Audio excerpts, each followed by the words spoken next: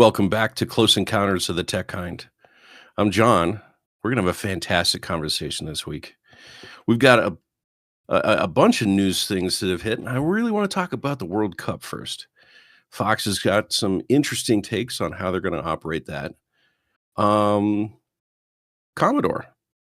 they just dropped a cell phone on our lap. I want to see what that thing does. Mike, you've got that story.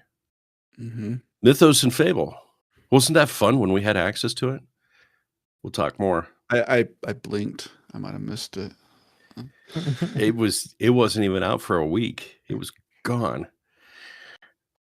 Speaking of things being gone, AMD may have done wrong on a bug bounty. We got story. We'll give you the takes. We'll let you form your own opinions on that. But if it's true, shame on them.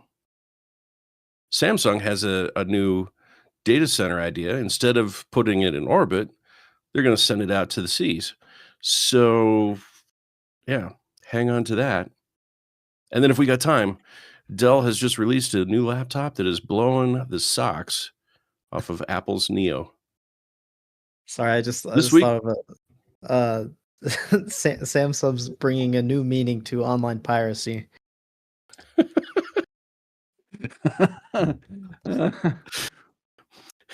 Sorry, go on.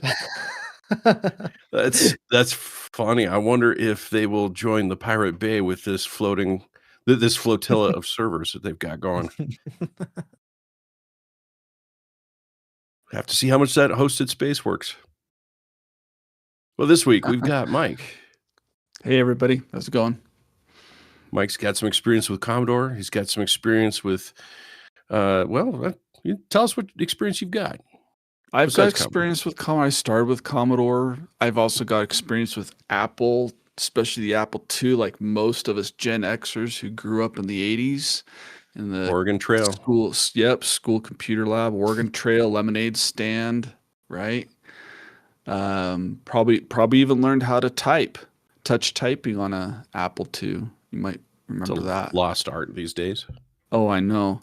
I saw a thing on social media. Somebody was asking, the little indents on I think it's the F and the J key. Like, what are these little indents for? And everybody, like Gen X, is like, it's so you can find the home row, so you can touch type. Like, but you probably don't even know what that is, do you? Like, but yeah. So, Jackson, do you know what that is? Oh yeah, no, I had typing classes, and they still do them. So I don't know what's happened, but no, I did typing. Yeah, that's good. But yeah, so I've got a lot of experience, and I've had a whole range of cell phones, ranging from, my first one was a Nokia, not a flip phone, just a handheld Nokia.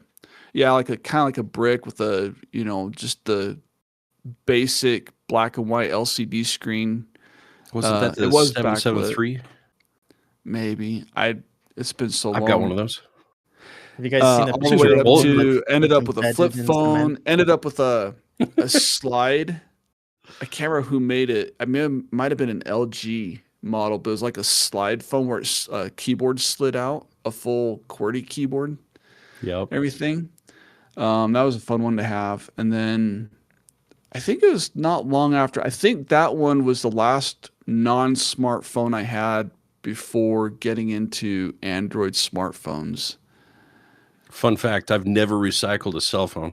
I still have all mine. I'm going to stuff and mount them on the mantle. I gotta look and see if I still have some of my old ones.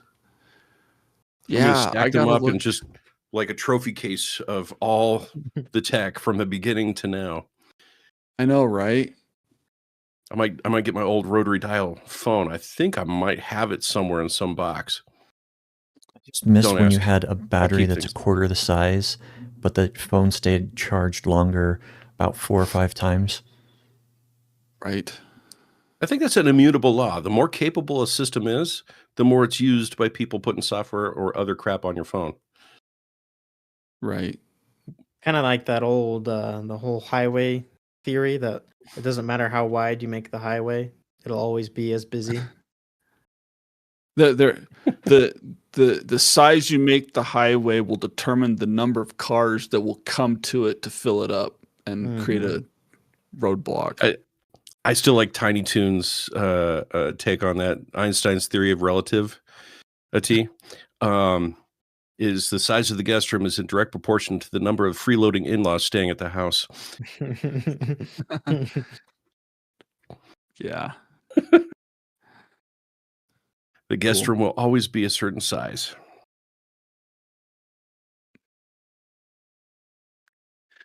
Artie, I lost my guest room a long time how big's your ago. guest room? I mean, you just go out the front door and there's the guest room. Nice. Is it like doghouse style? Kind of doghouse, more with a bit of a, hallway motif, and very much you get the sense that the weather is very present out there. I get the feeling comes with open air design. I get the feeling it's more of a front door experience than it is anything else, right? The world is theirs for the taking kind of thing. We could do the back door, except that opens up onto a road, so I don't think anybody would want to sleep out there unless, they don't mind being a Texas speed bump.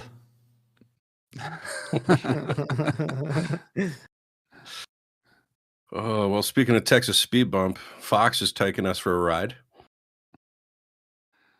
I'm going to find random segues, guys. I got to put the flavor in there because can't deliver the news without it. You've got a certain amount of talent for that, I'll say. All right, what's Fox up to now? Well, I mean, we've had the World Cup going on for some time now. I don't know when did it start? A week ago? Who's winning? Well, it's debatable. It feels like everyone's just tying with each other, but we'll see who comes out of the groups. I think most groups have only played like round 1, maybe round 2 at this point. All I know is UK and US are going to be in Pennsylvania on the 4th if all things go right. We'll see how that pans out. That could be interesting. Yeah. Back to I guess the last one was 1812. See how that goes. 250 years. You've got more faith in the English team than the English do. Ouch. Anyway. Well, so what's been happening is because World Cup is happening on American soil, that means we have American broadcasting that is mainly in charge of it. And that fell apologize to the world at large. Yeah, that fell into Fox's lap. And it's actually hilarious. Like I can speak from it. So last time the World Cup happened, I was actually living in Brazil. And so I got the whole Brazilian experience of the World Cup, which was totally different. And comparing it to how the World Cup is being broadcasted in the United States. Now I say the World Cup wasn't in Brazil, it was in Qatar, but I was there to watch it. In Brazil, there are actually lots of free platforms to watch the World Cup. Like the World Cup is such a central part of the culture there. And even in, I think most other countries, I think the United States, we're pretty removed from soccer as a sport. And so then you bring in Fox into now streaming it and managing the broadcasting, and they are taking advantage of every single break to show ads. So much so that it has become a problem in that FIFA set rules of, okay, well, the whole controversy that's happening is there's a new rule this World Cup called a hydration break. Usually it's a FIFA World Cup game is played in 2 halves of 45 minutes. They play straight. There's no stops other than penalties and all that. But now they've added a mandatory hydration break halfway into each half. So they've split the World Cup into quarters, essentially. And in that hydration break is what they're calling it. Fox is taking full advantage and playing full screen ads. So that means your broadcast of the World Cup game completely is covered up by an ad. So you're completely removed from the game and you're shown ads. And Fox was showing so many ads that sometimes the game would start again, but Fox was still showing an ad. And it's not like, oh no, the game started, like, let's cut the ad. They just finished the ad and viewers are getting extremely upset about missing some of the World Cup games, especially people who are not U.S. citizens. Especially if it's a as well they play. should. As well they should. And so as I was thinking about it, I was like, well, this is just classic American sports broadcasting. I can't tell you how many times the ads have gone over, and then it cuts back to the game, and they've already started a play or whatever. So like for us, it's like, oh, whatever. But everyone else is like, what is this? Like, this is not how we're used to streaming the World Cup. So I went to a Rockies game a while back, and so as a teenager, I went to the Rockies. That was exciting. And then I went just, like a decade ago, and all of a sudden all the players just standing there staring at each other and like, what's going on? Like media break. Can we throw the ball, or is this a staring contest? Like when did this change? And people around me are like, well, they've got to play commercials, so they can't play the game while they're playing commercials. So maybe FIFA should do that. Stop the game and play these commercials, because, oh my goodness, those are the important things. That changes the nature of the game. And here's the thing that it kind of actually amazes me, because thinking back to, I'm trying to think, I think I watched the Super Bowl this last year. Maybe I didn't. Maybe I missed most of it. But when I've watched regular American NFL football games, for example, and this is just one example because it's happened with other sporting events too, that the network broadcasting has figured out, like, okay, everybody has an HD TV now. There's a little bit more real estate that we can, kind of minimize the game. Like, it might be a timeout or something's going on, and they're kind of waiting for things to regroup before the game gets going again. And so they'll minimize that, but show you an ad off to the side. Say, okay, we're going to advertise to you, but we're going to kind of keep you in the loop of what's going on here while we're waiting to figure out what happens, or something like that. Or even at that, it's like, I've watched football games, American football games, where, if it's a lengthy timeout that they kind of know, like, okay, this is a timeout that we know the duration is going to be, a minute and a half, 90 seconds or something like that. We've got time for a commercial, or maybe a couple commercials if they're short ones, right? And then they'll come back. Or there'd be times where they don't even take a commercial break. They'll just let us watch through, while a flag is thrown and the officials discuss it, and it takes, 15, 30 seconds or whatever. But it's not like every little time the play stops that they're going to commercial. I've never felt that from, a lot of our major networks when they do American sports. And I wonder if Fox just felt like that maybe Americans don't care as much, or maybe this isn't as, I don't know, maybe they want to get their money's worth out of it. I don't know.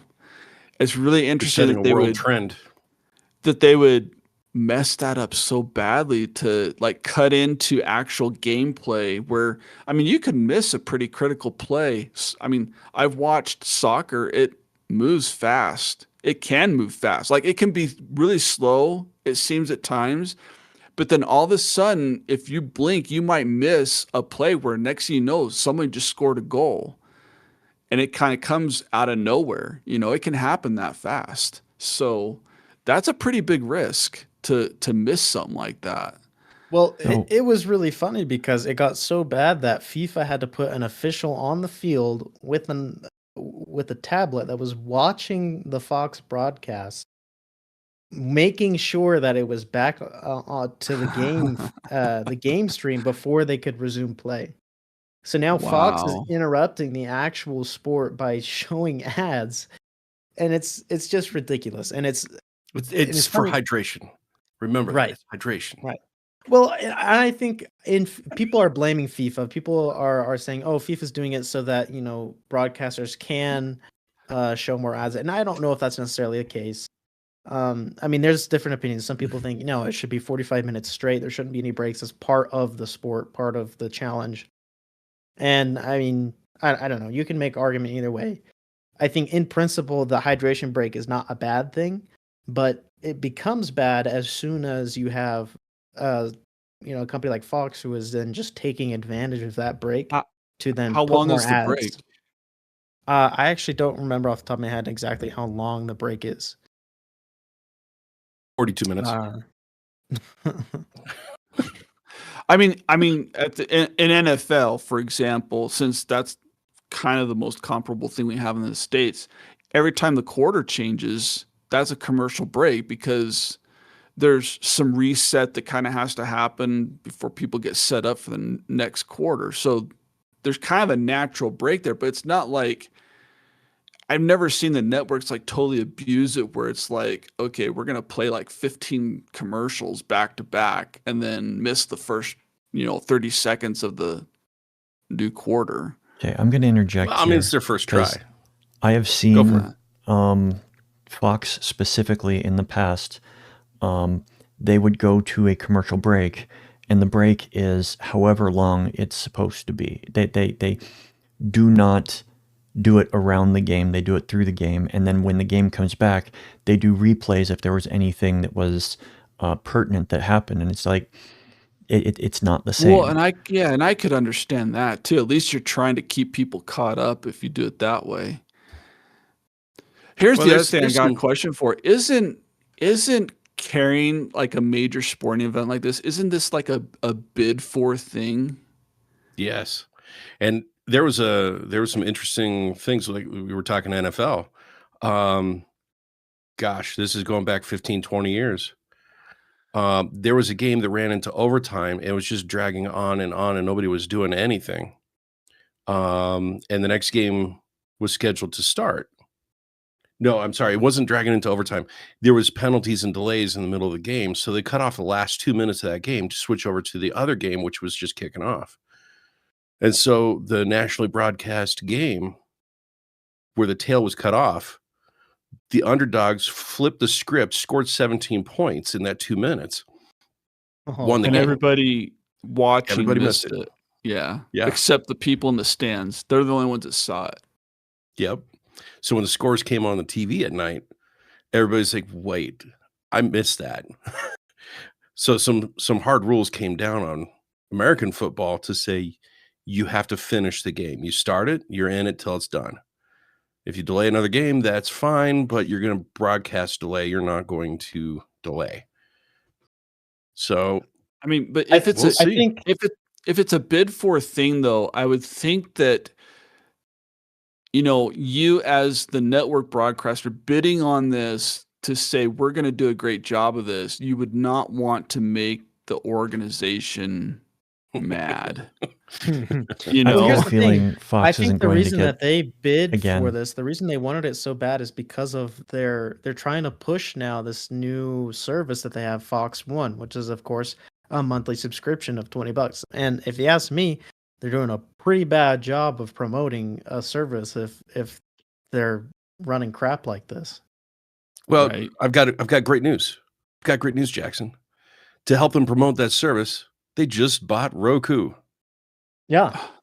And now all those TVs. Fox One's going to be all over it. Oh, yeah. Man. It'll be Fox Plus, like Disney Plus, all over again. Oh no. Well, that's how I feel about that. The market is ripe for a third party to come in and build their own little Fire Stick Roku streaming device. I got an idea, guys. Let's build one. I think there's a great open source software. I've looked at it a couple of times. I forget what it's called. But it will do pretty much everything. And it's been my dream for a while to set up a PC that just gets rid of Roku, gets rid of Apple TV, whatever stupid streaming box that you need, and it just does it all itself. I wish I could remember the name of it off the top of my head.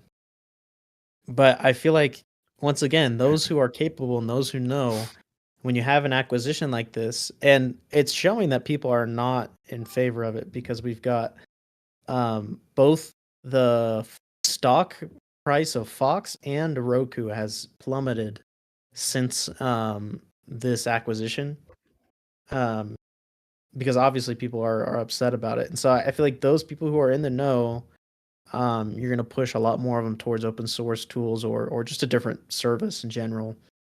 When you have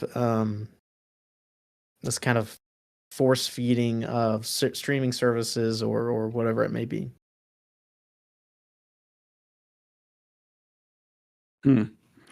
Yeah, I mean, it's kind of like what we've talked about before with Microsoft.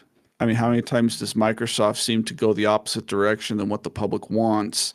And we keep seeing, and it's even kind of happened a little bit, that's pushed users towards things like Linux and other things that have been out there. And it, because it's pushing more people to adopt that those things might actually get more traction to, become viable replacements, Well, But one of the that's the things that nature of the thing. Like, I think that's just the nature of, the general economy of things anyway. I mean, if you've got a healthy competition, as soon as somebody slips up, it's an opportunity for the other guy to take over. and Well, I think one that's of the the things same that thing comes that. Go ahead, Go ahead, Jackson. Artie. Oh, go, Artie. Go. Okay. One of the things that does come up with that I have seen is that as soon as you've got a large company that's putting out something like, for example, a Fire Stick or a Roku or something like that, they start to interfere with the regulation of that. They start to make it more difficult for anybody to come into that market now. And I've seen some similar devices that if you do not have one that has the approved installed software on it, it's considered a pirate device in some countries. And it prevents people from entering the market because it doesn't have the specific software that is needed, or that is approved, I should say. Even if it's open source, even if it's taking all the other boxes, if it's not one of the official things from one of those big brands, it gets shut down because they can't get any traction. And this is where I think the conversation of free market versus regulation really hits the road. If it's regulated to the point where free market can't bring in a new player, that's a problem. It should be survival of the fittest. If it's regulated by the companies that are supposed to be regulated by it, then it's an issue. Yeah, but I think this is the next round of encapsulation. I mean, Roku, if you ask me, has kind of been going that route already for some time. Yeah. Roku has embedded itself into a lot of TVs now with their Roku OS, and if you ask me, my experience with it has been not great. It's really buggy, has a lot of issues, pretty slow. And so then you're pushed to, okay, now you want to buy an actual Roku box, which may work well, but then on all these platforms, like I kid you not, it's like month by month they're pushing more and more ads or finding different places to put it. Every time your TV goes to sleep, it's throwing ads up on the screen. Even just on the homepage, there's 2-3 rows of ads, and then the whole right side of the screen is an ad until you can finally access your apps or whatever. Pause an Amazon video playback and you get an ad. Yep. And that one, I will say, I think that one is, to me, maybe the least intrusive. It's kind of annoying if you pause a show and you're like, oh, look at the screen, and then it like shows with an ad. That's annoying. But other than that one, I'm like, okay, that one's not annoying. Like, I'll say this: when you've got children and the content is barely safe for work, it's like, okay, now please don't look at the screen at the half-clothed person. That's true. Yeah. It's not fair. How much more do I have to pay to not get an ad on my TV? Did you guys hear about the lawsuit against TV manufacturers, specifically Vizio? No, what's up? For the screen capture? No. They're not releasing the OS. The operating system for their TVs is based off an open source, and they're not producing their open source version of their fork. So it's breaking the open source publication rules. Wow. and they're getting sued for it. Breaking GPL or whatever it's licensed under right now. Wow. Which I like because they're not developing it themselves. They're riding the back of all of us developers and saying, okay, we're going to take your ball and you can't play with it anymore. We're going to come up with our own game and we're going to charge you for it. Like, no, we started this. You can't have it. Yeah. Right. Play by the rules or don't play. But Well, I also speaking of like playing by the rules, go ahead. Oh, I was gonna insert a little transition there too. I was gonna say Go for it. Mike was talking about, when you have Fox acquiring, Roku and you have all these big monopolies and talking about competition. I was gonna lead into the whole MacBook Neo versus the new Dell XPS. Because we were praising the MacBook Neo and everyone was for how cheap it was in a world where like the crappiest laptop you could find is no longer cheaper than $1,000. But then you have the MacBook Neo, which is actually, a pretty decent machine for your just standard basic user at a price of like $500. And we were talking about hopefully this would mean that other manufacturers would respond with some sort of an affordable option. And I think we are seeing that with the new Dell XPS 13. Which I think starts at $599 or $499 if you're a student. So absolutely meeting the MacBook Neo in price, but then if you look at the specs and the build quality and what's available on the machine, everyone is saying, and from what it looks like, it wildly outperforms the MacBook Neo in every way. Interesting. I'm trying to think back when I was the first time I was in college and I was shopping for a Mac, the iBook. I wanted to get an iBook. It wasn't the first generations with the funky, fruity colors or anything like that. It was after they had switched over to the kind of the pearl white shell and everything. But even at that, like student pricing, it was still, I want to say, still over $1,000. Like I want to say in the neighborhood of probably about $1,200 and everything. And then of course I had to get a computer bag for it, and so a couple of little accessories. So I was into it like maybe $1,400 by the time it was all said and done. That didn't include the software that I needed then. So I still had to buy software too, but I mean, that was a huge investment. So to say that, like, you've got a decent entry level computer at like a $500-$600 price point is pretty good. And I think what's great about Dell's response is it wasn't that they just cobbled together like the cheapest thing they possibly could. The XPS is still pretty quality. I mean, the XPS started whenever they first released it. It was supposed to be like a flagship model, and they were starting at like at least $1,000. And so the it was fact that one they've step below released, Alienware. right, right, and so, I mean, just looking at some of the stats here, I mean, we've got a 2.5K 120 hertz panel, so already the display well outperforms the Neo. It's got thinner display bezels. It is lighter than the Neo. It's got well, what am I looking for? Oh, that's right. It's got Thunderbolt USB-C ports, which I think is actually pretty awesome. Usually that's a thing that I always pull my hair out with is, you've got a USB-C port, but then it's not Thunderbolt. It's Well, on the shame on them Intel for making them Wildcat. all look the same. Like, I know. So I mean, and the other thing is, I think you're able to put up to 32 gigs of RAM into it, and it comes with a stock 512 gig storage, or I think it'll go up to a terabyte or two. So I mean, just the base hardware, its capabilities are already above that of the Neo at basically the identical price. Plus, it can run Windows, which sometimes is a great plus for some people, sometimes is a negative. Up to you. Nice. uh, it's an interesting time. I mean, I saw the new chip from NVIDIA and Intel that they're saying is going to rival the Apple Silicon. Can't wait to see that. They say Moore's Law is dead. I don't think it is.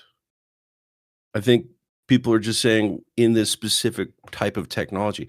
I think it's still doubling every 18 months. It's just doubling in a different way. Yeah, it is interesting to see how they're coming up with new ways to solve some of the traditional problems and to make things, faster. It's like we've kind of exploited this trend as much as we can go, and we've gotten as fast as we can go by doing, this thing. Let's try something else. Try modifying it. I Think laughed when they outside the said, box and everything. yeah, silicone or microchips and microcontrollers and processors aren't going to get any faster because Moore's Law is now broken. We're at 4 gigahertz. We've been there for 10 years, so it hasn't gotten faster. Saying, well, if you measure it by just the raw number, yes. If you measure it by the performance, no, it's not dead. The chips are Yeah. getting faster. It's using the same wattage. Moore's Law is holding true. Speaking of Moore's Law and old things that just keep coming back to ring true, Commodore. Yeah. They're fighting Early for the this man, morning, the common man. 2 a.m. Mountain Time, there was a big release announcement of a new product coming out. I just happened to be awake because I hurt my shoulder, and so I couldn't get to sleep, and so I was surfing my phone and then ended up in YouTube. And I remember hearing about the scheduled time for this announcement, and then I just happened to be on YouTube and I was reminded of it. So I was like, oh, let's go watch it, see what comes out and everything.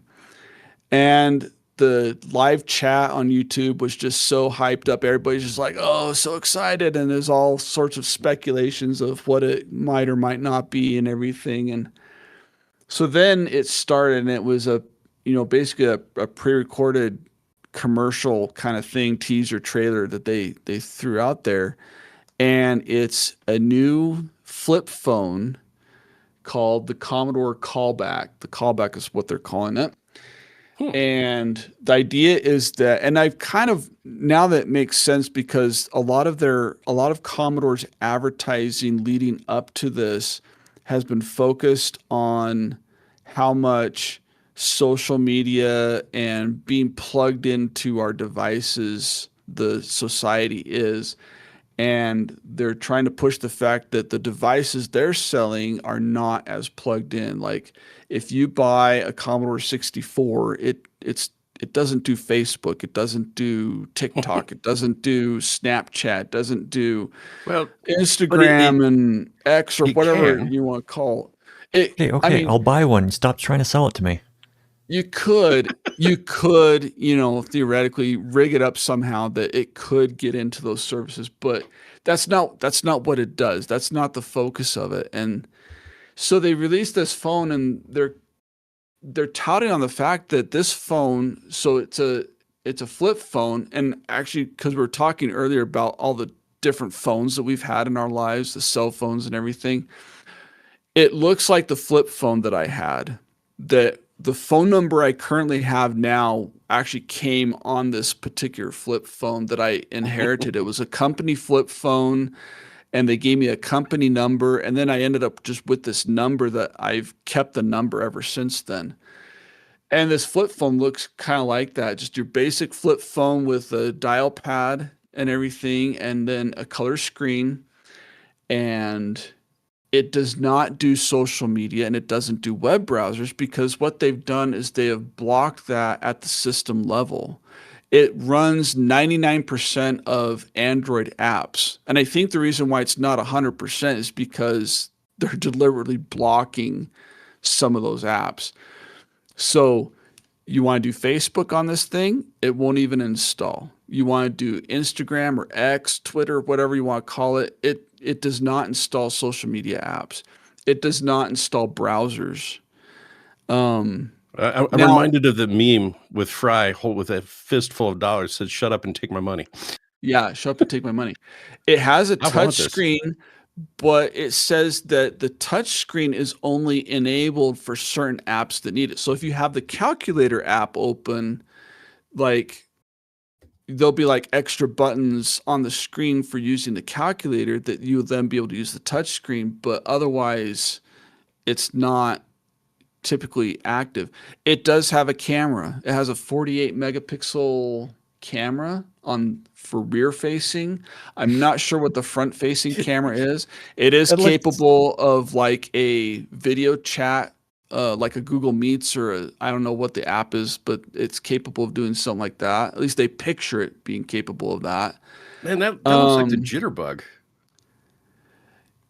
Yeah, and so they're pricing cool. it at $550.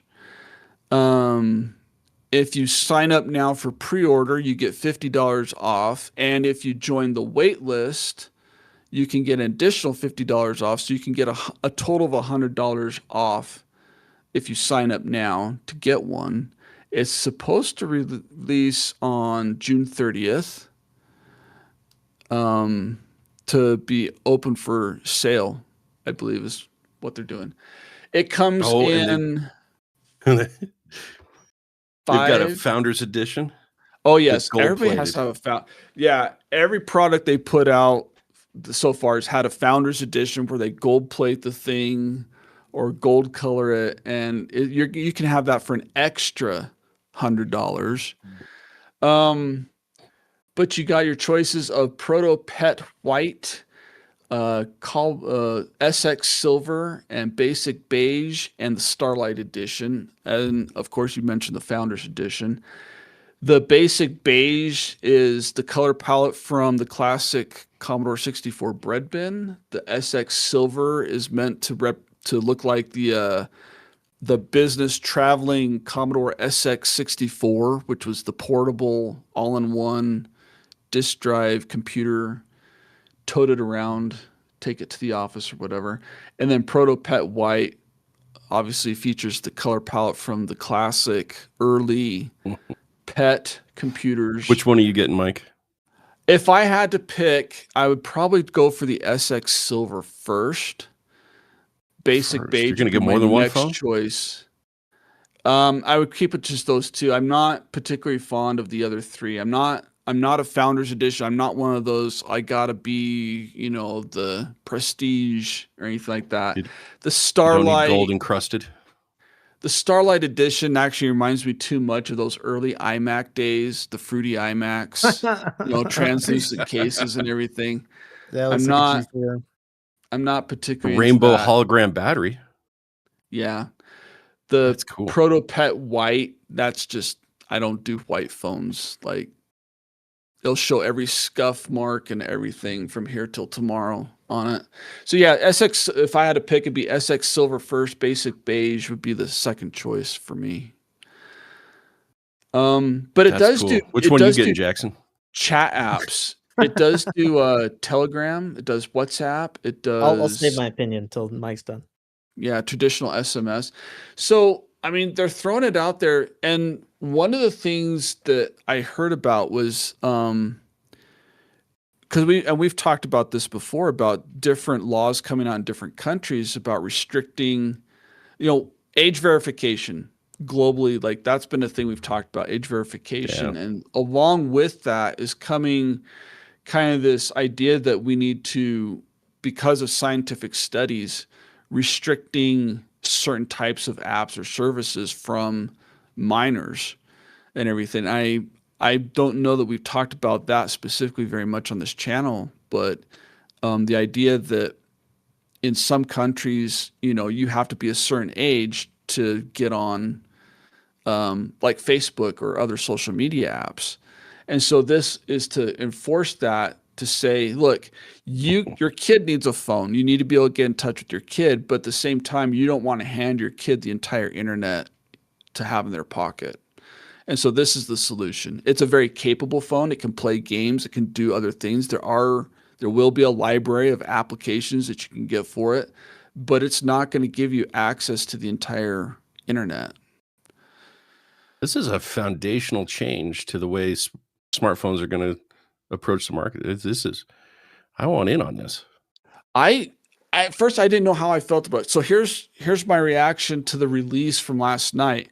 I'm sitting there in the live chat, and there had to be about 1,000 people right as the thing is starting. There's about 1,000 people in the live chat, and it's just going crazy, and everybody's all excited. Oh, here it comes, let's find out what it is, kind of thing.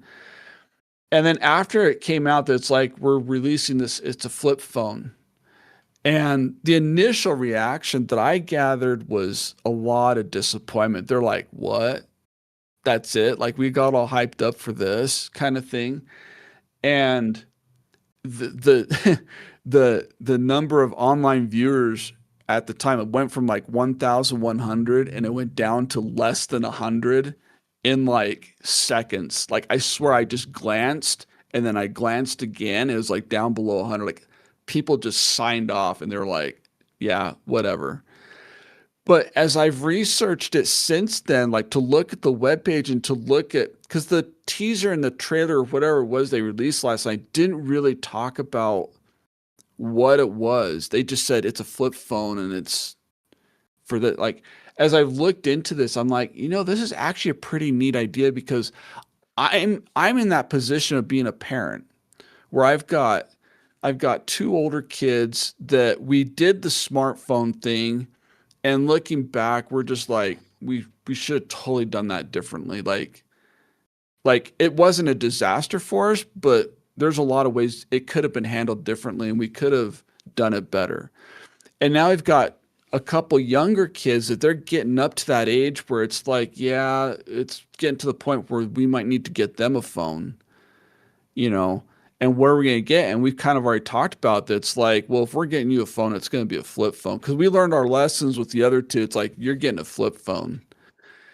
But we haven't really looked into it. And it's like, maybe this is the answer. Maybe this is what we do, is something that's like this. That it gives them something that it's cool to have. It can do some things. It's more than just a phone that, you call mom and dad and that's it. They can actually find it useful, but it's protecting them from internet browsing to just go anywhere on the internet, and it's protecting them from social media with all the problems that come with that, especially as a teenager. Yeah. Well, in social, there's laws that are just now passed that under 16 are not allowed to use social media. That's exactly right. Yeah. And that's exactly what a lot of the people in the chat were referencing. It's like, well, we could see this because, wow, in places it helps satisfy those requirements.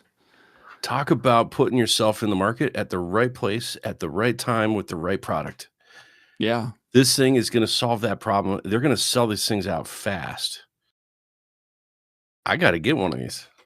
I got to get a bunch of these for my kids. I'm really tempted to try it out. I don't know that I want to get it for my kid yet. I want to get it. I want to play with it first. I want to see what it does, what it doesn't do, and really get a good user experience on it first. Let's talk offline on this one, because we got to collaborate on it. I want to play with this. I want to see out of the 99% of Android apps, I want to see what it will do. Like what, we got some R&D budget. Let's play with this. Yeah.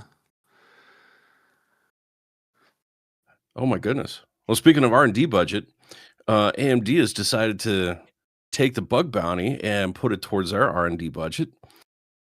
You saw that one, right, Jackson? Did someone get gypped? Did someone get not included for a? Did somebody not get their check? AMD didn't give credit where credit's due.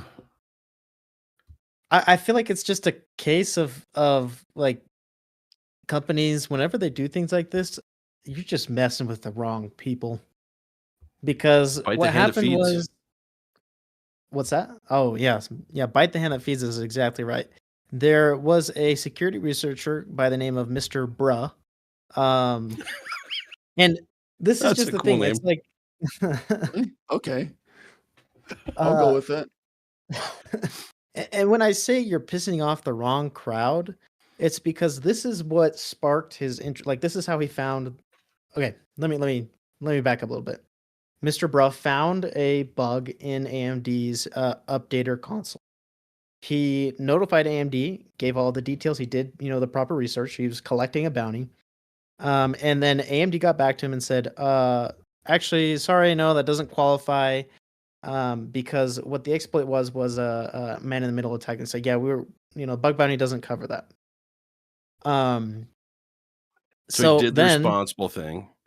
He did the right thing. He documented, he proved, he showed it to them. They said, go fly a kite. mhm. So what he did, he's like, okay, well, I'm gonna go fly my kite on the internet, and he basically posted the vulnerability and said, hey, here's this vulnerability that they have. Yada, gave all the details there, and then AMD says, hey, don't do that. You're not allowed to do that. And AMD changes their terms of service and says, okay, if you notify us of a bug, you're not allowed to release it publicly. But they changed these rules after this happened. And then they were trying to get him to take it down and remove it, especially after there was a CVE released about it that got, I think, a 7 points. No, I'm sorry. It got a CVSS 4.0 score of 7.7. Oh, which is high. Yeah. that's not So enough. after all of that happened, AMD's like, no, you have to take it down. Like, you can't do that. And then all of the backlash came, and eventually they folded, and they finally released a patch, and they gave credit, and I believe they paid him his bug bounty. But That's going good, back to what I that's was good. originally said, when I say you're pissing off the wrong crowd, here is how he discovered the vulnerability. I'll just read this. This is from TechSpot. The vulnerability was discovered by security researcher Mr. Bra after an AMD updater console window kept appearing on his new gaming PC. He got mildly annoyed, and he went and found a vulnerability in your software. He got mildly annoyed by a stupid window popping up, and so then he went and found out that the updater was queuing over. It was pulling the update list over HTTPS, but then it was pulling the links for the downloads over HTTP. So he demonstrated that a man in the middle could show up on a similar network and could act as the official AMD updater, serve a malicious download, and that updater runs with elevated privileges, and boom, you got a big vulnerability. Hence the 7.7 CVE score. And so when you do a thing like this, where you start to disregard the people who were doing you a service. Now, granted, it's a bug bounty. It's not like a free service, but they're doing you a favor in a way. And I mean, it's not like he was demanding. It wasn't a ransom. It was something that AMD has set forth. Yeah, we have a bug bounty program. Well, they chose to say that's not worth anything. Well, exactly. The idea is with these bug bounties is that it's supposed to be cheaper for them to reward people for catching these rather than ending up in some kind of a class action lawsuit or something because of a vulnerability that happens and it compromises millions of, people's data or whatever. I mean, or even just the negative publicity, even if it doesn't really cost you anything, it's always negative in public perception. It's like, oh, we can't trust this company anymore because their software or their hardware or whatever it is vulnerable. Well, I like this because this is the essence of a social contract. Nobody put some rules to it. Nobody put some provisos and regulations and all. This is the way people have decided. This is how we're going to do good things and help each other do good things too. We put a responsible disclosure process. There's no law saying you have to, but it's what we should do. It's how to be good people. And then AMD decided that this was okay. We'll take your security under advisement, but it's not that big a deal. 7.7 is not small potatoes. That's huge. It's closer to 10 than it is to 0. Yeah, I mean, it's not remote execute, but oh my goodness, that's critical. So, I mean, kudos to him for sticking to his guns and publishing it. And that's the other thing is, we're doing responsible disclosure. We're saying, okay, company says it's not a big deal. Okay, if it's not a big deal, then everybody should be able to know about this, right? I mean, and that's a It's the behavior of the gamble. product.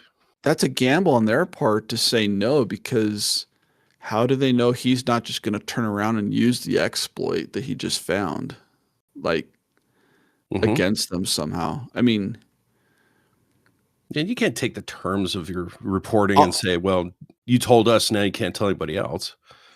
That's playground rules. You can't be my friend because you talked to somebody. No, that's not how that works. Well, especially when you, I mean, that reminds me of the whole Mythos and Fable issue we got going on. You can Right? play with that. Oh, you don't get to. Yeah. Well, and the ugly part is Mythos also got rug pulled back. So we're gonna have to figure that one out. Mike, did you hear about this? mhm.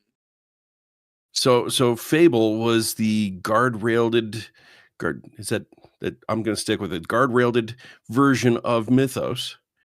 Mythos being that ultimate anti, anti-software tool. It could actually find all the vulnerabilities in the stack chain of vulnerabilities where you do a thing, then a thing, and then a thing, and then you get the ultimate access to the software you shouldn't have. Mythos was brilliant at doing that. So then Anthropic built Fable. They put guardrails on. If you ask the word, tell me what cyber is, the guardrails were so strict, the word cyber knocked you down to Opus. You're not allowed to have Fable anymore because you tried to hack something with the word cyber. So, it was pretty dangerous. Some researchers at Amazon demonstrated that they could jailbreak Mythos using the Fable interface, get a full unrestricted access to the system. So our government said, you must lock this down. You can't give it to anybody unless you can prove they're a US citizen. And Anthropic's like, there's really no way, which I scratch my head at that. You have a database of everybody that's using your system. You can have the system validate who the user is pretty quick. Maybe it should validate it. I don't know. That might break Anthropic's rules of, is this spying on us? Is this getting access to things it shouldn't? But really, the system's got access anyways, right? Anyways, Fable is no longer in our hands because the government said you must validate the users. It's gone. We It was out there for a week. Poof. Not You even a blinked. week. It You was missed it. 72 hours. Yeah, you blinked, you missed it. So Just when I was thinking of paying the extra to get access to it.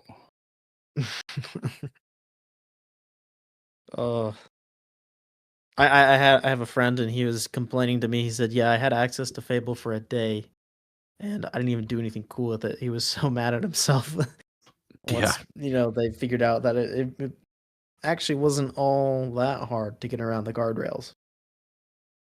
And I feel like that's been the case. Like, I don't know that there has been a single AI model that has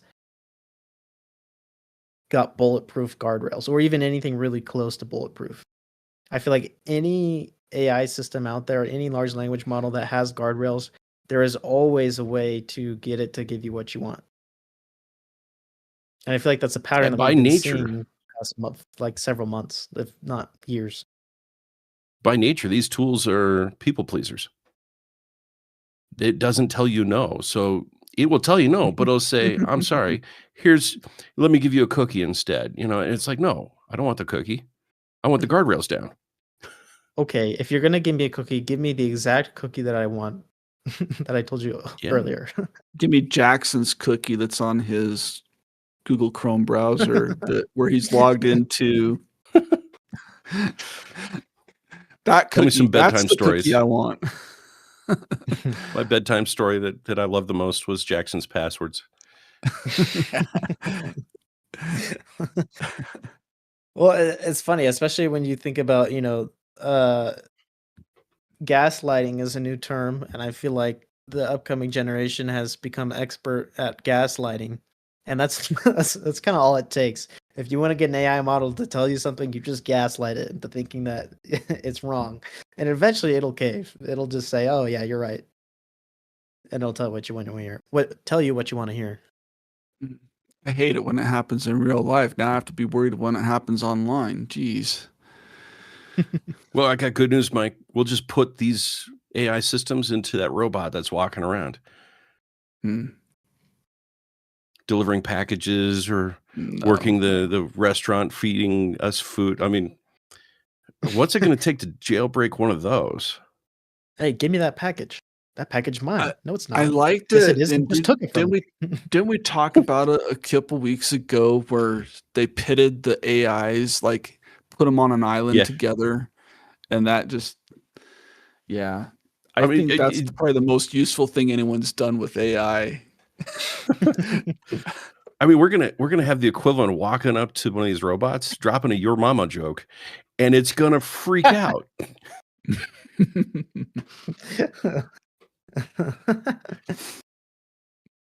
It's an interesting time, Mike. I want that phone. I don't think it's AI enabled. I don't think it's gonna have access to AI. No AI. That was another thing. No AI. This is and something I forgot to mention in the pre-show. I saw an article from Cyber News. Oh, There's some schools that are starting to take away devices, and they're watching the reading capability of their students skyrocket. mhm. You take away the device, and the kids can read again. Who'd have thought?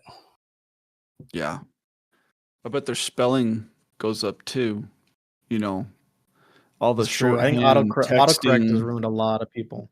autocorrect. Yeah. I've gotten so many incorrect things text from me to other people by autocorrect. It's like, oh wait, now I got to type that. Oops. I had a really funny one the other day. I can't remember what it was now. I started to type something, and right as I hit send, it auto-corrected it, and I was just like, that's not, no. That's the no. most diabolical version, is when it autocorrects before you hit send. Sometimes it saved me, but I feel like most of the time it screws me because I'll type something out, hit send, and it goes, "Oh, you meant to say this," and then it sends it. I'm like, "No, that's not at all." You what I know was you trying to can say." turn autocorrect off on most smartphones, right? It helps more than it hurts. But then the problem is my fat fingers, like, I have a hard time hitting the space bar. Like, I don't quite get down far enough. And so instead of a space, it puts like a V or a C or something like that. And then it's just this big messed up word. And so I think I rely on, it's not my brain that relies on autocorrect. It's my fat fingers that relies on autocorrect. I'll put it that way. Every 2 weeks, I have to go in and delete the thanks that uses a B instead of an N. Yeah. Drives me nuts. I always type that so often it thinks it's a word. I go to social media to wish people, it's like their birthday, right? And I've got happy birthday. I'm like, there is no such thing as a birthday. We're inventing a new language. I know. Well, we didn't have time to talk about the Samsung Flotilla. I'm excited to talk about that one. Maybe that's what we lead with on the next one, because data centers in space. I mean, it's like the Muppet Show, pigs in space. Let's find out what this all comes together. Data floating on the ocean, under the ocean, around the ocean, data in data centers. There's no way this is adding to global warming, is it? That's right. I said it. We're demonetized. And with that, help us out by getting us back into monetize. We would love to hear your thoughts down in the comments. Please like and subscribe. We got to wrap this up because we're on the way out. Till next time, I'm John. I'm Mike. I'm Jackson. And I am a meat popsicle. That's good because I'm well caffeinated right now. I could talk for hours, but until next time, we'll see if the caffeine holds out. Take it easy.